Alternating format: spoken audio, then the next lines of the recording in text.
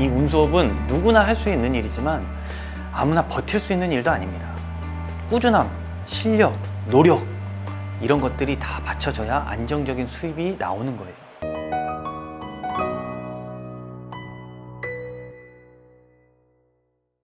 안녕하세요. 운수대통TV의 안 실장입니다. 자, 오늘은 좀 직설적인 얘기를 좀 드리고 싶은데요. 썸네일 제목처럼 이런 분들은 운수업 하면 안 됩니다 라는 내용입니다. 자, 많은 분들이 이 화물일을 찾을 때 뭐 운전만 하면 된다, 뭐 몸으로 하는 일이니까 뭐 단순하겠지 이렇게 생각하시는데 사실은 이 일은 그렇게 단순하지 않습니다. 운수업은 특히 차만 잘 몰면 된다가 아니라 뭐 생활 패턴, 그리고 뭐 체력, 멘탈, 책임감, 그리고 경제적인 상황, 요 5가지가 다 맞아야 가능한 일이고요. 오늘 제가 상담하면서 그리고 많은 기사님들을 만나면서 직접 느꼈던 수많은 이야기들을 좀 정리해서 한 7가지 정도로 좀 나눠볼게요. 내가 화물일을 해야겠다 하시는 분들은 꼭 이 영상을 끝까지 신청해 주시길 바랍니다. 아니면 넘겨서라도 보세요. 내가 이 과연 사례들에 포함되어 있는지. 이 포함되어 있다 하시는 분들은 제가 직설적으로 말씀드릴게요. 운수업 하시면 안 됩니다. 자, 그 첫 번째, 체력이 안 되는데 버티려고 하시는 분들입니다. 자, 우리 화물은요, 앉아서 일하는 게 아닙니다. 운전은 앉아서 하는 거 아니야? 맞지만요, 실제로는 상하차 할 때, 운행할 때, 그리고 대기할 때, 하차할 때, 하역할 때 하루 종일 몸을 써야 되는 일입니다. 예를 들어 상온 코스라고 하더라도요, 센터에서 한두 시간 상차를 하고, 그리고 점포 10군데에서 15군데 내려주고, 이때 반복적으로 허리랑 뭐 어깨, 팔목 이런 데를 다 쓰게 됩니다. 그런데 이미 몸이 안 좋은데 내가 한번 해볼게요. 그냥 해보면 알겠죠. 건강합니다. 이렇게 오시는 분들이 계세요. 이거 정말로 위험합니다. 처음엔 버틸 수 있지만 2, 3주 지나면요, 몸이 버텨주질 않습니다.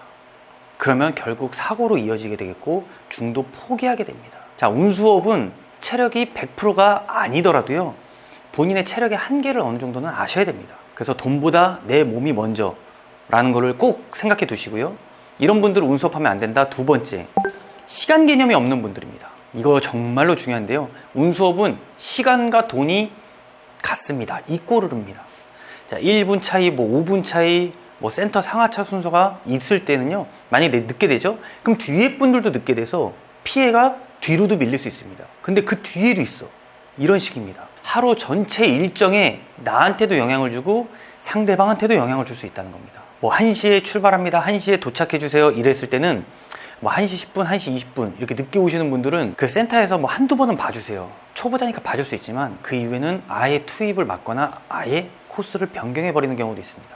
그러면 난 처음에 코스 변경 안 된다고 들었는데 코스가 왜 변경됐을까요? 그래서 센터에 가서 물어보면 다 그런 이유들이 있으세요. 그럼 그러실 수 있겠죠. 뭐 길이 막혀서 어떻게 해요? 천재지변 같은 경우에는 신경 안 써요. 근데 뭐 항상 뭐 길이 막혔어요, 잠깐 볼일 보고 왔습니다, 이런 변명은 절대 통하지 않습니다.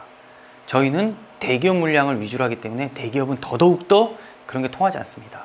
수십 대의 차량이 물려 있고요, 그 한 번 물리게 되면 이 앞에가 전체가 센터가 꼬이고요, 센터가 꼬이면 물류 전체가 꼬여버리기 때문에 이게 좀 어떻게 보면 운수업은 좀 자유업처럼 보일 수 있겠지만 사실적으로 엄청 규칙적인 시스템 안에서 돌아가는 물류거든요. 그래서 내가 만약에 시간 약속이 잘 안 되거나 못 지키시는 분들이다, 그러면 운수업을 안 하시는 게 맞습니다. 자, 이런 분들 운수업하면 안 된다. 세 번째, 멘탈이 약한 분들. 솔직히 말씀드릴게요. 이 운수업요, 멘탈 중요합니다. 뭐 누구한테 혼나나요? 아니요.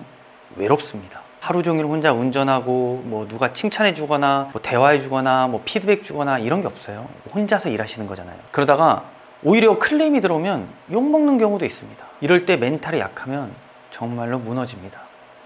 나한테 왜 이런 걸 시키냐, 이런 걸 나한테 지시하지, 이 일이 나한테 안 맞나 보다, 이렇게 생각하실 수가 있다는 거죠. 근데 반대로 멘탈이 단단한 분들은요, 이건 일이니까 오늘 좀 힘들지만 내일은 좀 낫겠지, 이렇게 넘기십니다. 결국 이게 같은 상황인 어떻게 받아들이냐에 따라 좀 많이 다른 건데요, 멘탈이 약한 분들, 나는 욕먹는 거 되게 싫어하고 나 혼자 있는 거 싫어하고 뭐 이런 분들 계시잖아요. 그래서 내가 어느 정도 스트레스를 감당할 수 있는 분이다 하시는 분들을 먼저 나 스스로를 점검해 보셔야 됩니다. 자, 이런 분들 운수업하면 안 된다. 네 번째, 쉽게 돈 벌 줄 아는 분들. 정말로 제일 많이 듣는 얘기입니다. 뭐 실장님 뭐 월 600 번다면서요? 그럼 해볼게요. 네 라고 얘기합니다. 벌 수 있습니다. 하지만 600을 벌기 위해서는요, 하루 운행이 평균 10시간에서 12시간 일하셔야 되고요. 운행 키로수는 200km에서 250km, 많게는 300km도 하셔야 됩니다. 게다가 유류비, 톨비, 감가비 이런 것도 빼셔야 되고요. 그리고 내가 만약에 내 차가 아닌 차를 뭐 빌렸거나 아니면 할부로 샀거나 하면 그것도 생각하셔야 됩니다. 저희는 다 따져드리긴 하는데 그냥 처음에만 듣고 그냥 600 번다면서요, 운전만 하면 된다면서요, 이런 분들은요 거진 3개월 안에 그만두세요. 저희한테 상담받으러 오셔가지고 운수업을 진행하시는 분들 중에 3개월 안에 두시는 분들이 많고요, 3개월이 넘어간다 그러면 그때는 근속연수가 길어집니다. 그래서 욕심만으로, 돈 욕심만으로 오시면 안 된다는 거예요. 이 운수업은 누구나 할 수 있는 일이지만 아무나 버틸 수 있는 일도 아닙니다. 꾸준함, 실력, 노력 이런 것들이 다 받쳐져야 안정적인 수입이 나오는 거예요. 자, 5번째, 이런 분들 운수업하면 안 된다. 가족의 이해 없이 무작정 뛰어드는 분들입니다. 어느 정도 아시겠죠? 이건 정말로 현실적인 문제입니다. 자, 운수업은 고정 물량이 아니고서야 출퇴근이 일정치가 않아요. 새벽 출근 또는 밤 출근, 밤 귀가, 주말 근무도 있습니다. 그런데 가족분들이 이걸 이해하지 못하면 갈등이 생깁니다.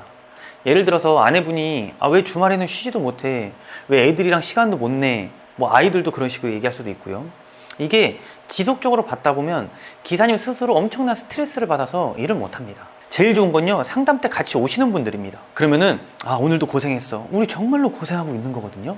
그래서 정말로 고생했어, 이 한마디에 또 힘이 납니다. 그래서 저는 상담할 때 꼭 물어봐요. 가족분들이 이 일을 이해하고 계신가요? 이해 못하셨어요? 그러면 다음 상담 때는 꼭 모셔왔으면 좋겠습니다. 이게 해결되지 않으면 저는 좋은 코스를 만나도요, 정말로 좋은 코스를 드려도 오래가지 못한다고 봅니다. 자, 다음 6번째, 경제적으로 너무 급한 분들입니다. 누구나 이게 좀 빨리 수입이 필요하긴 하죠. 하지만 운수업은 바로 다음날 수입이 생기는 구조가 아닙니다. 진행을 하더라도 내가 계약서를 썼더라도 교육시간도 따로 있고요, 그것도 1, 2주가 걸릴 수 있고, 그리고 운송료는 내가 일한 운송료에 다음 달에 받고, 이번 주 안으로 바로 돈이 들어와서 뭘 해야 됩니다, 이런 게 아닙니다. 근데 이렇게 생각하시는 분들이 진짜 있으세요. 아르바이트처럼 생각하시는 분들 계시거든요. 이렇게 말씀드리면 정말로 저는 난감합니다. 아주 냉정하게 말씀드릴게요. 이 운수업은 단거리가 아니라요, 단거리 달리기가 아니라 마라톤이라고 보셔야 돼요. 처음에는 느릴 수 있어요. 처음엔 당연히 2회전 못할 수도 있어요. 못하는데 2회전을 드릴 수는 없잖아요.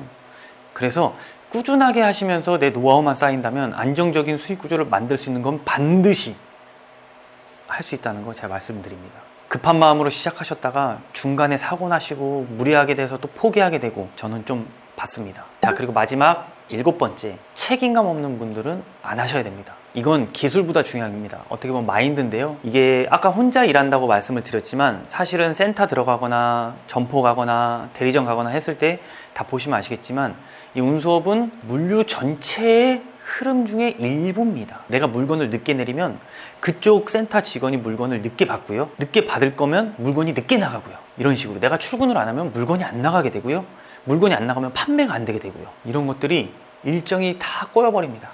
나 배송만의 문제, 센터만의 문제가 아니라 고객과의 문제, 그 고객들한테 오시는 손님과의 문제도 발생한다는 거예요. 그래서 한 사람의 얼마나 무책임한 행동이 수십 명에게 영향을 줄 수 있는지 저는 꼭 말씀드리고 싶어요. 쉽게 말해, 나 오늘 좀 뭐 쉬고 싶다, 좀 피곤하니까 좀 늦게 가자, 대충 하자, 이런 마음 갖고 계신 분들은 절대 오래 못합니다.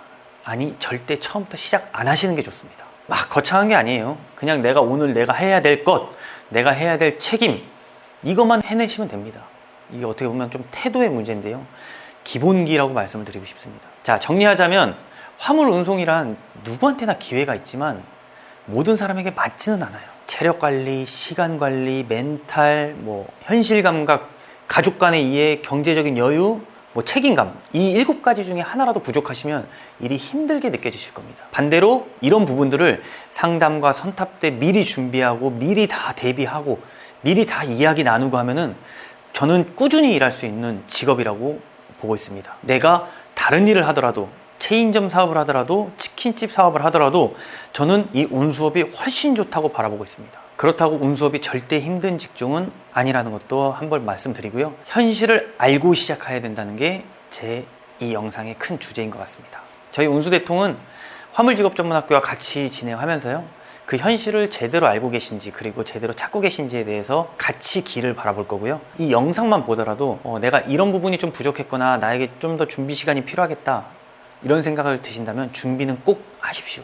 하지만 준비가 되어 있다, 나는 좀 괜찮다 하시면요, 꼭 전화 걸어주셔서 상담 받으시길 바랍니다.